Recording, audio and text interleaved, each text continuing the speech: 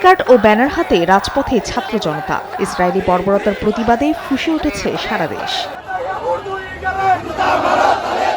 সোমবার বরগুনা, ঝালকাঠি, পটুয়াখালী, বরিশাল সহ বিভিন্ন জেলায় বিক্ষোভ মিছিল করেন শিক্ষার্থীরা। বিভিন্ন সড়ক প্রদক্ষিণ শেষে মানববন্ধন করা হয়। এ সময় ইসরায়েলি আগ্রাসনের বিরুদ্ধে উচ্চারিত হয় প্রতিবাদী স্লোগান। পাশাপাশি অবিলম্বে গণহত্যা বন্ধেরও দাবি জানানো হয়। ডোনাল্ড ট্রাম্পকে পরিষ্কার ভাষায় বলতে চাই, উনাকে জাতিসংঘে জবাব দিতেই হবে।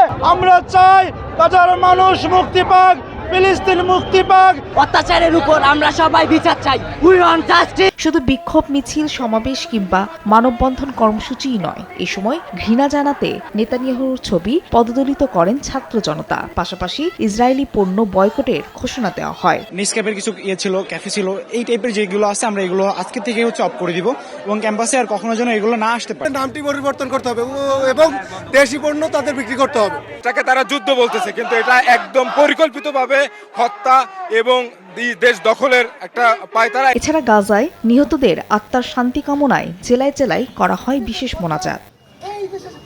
ফাহরিয়া ফারজানা, সময় সংবাদ।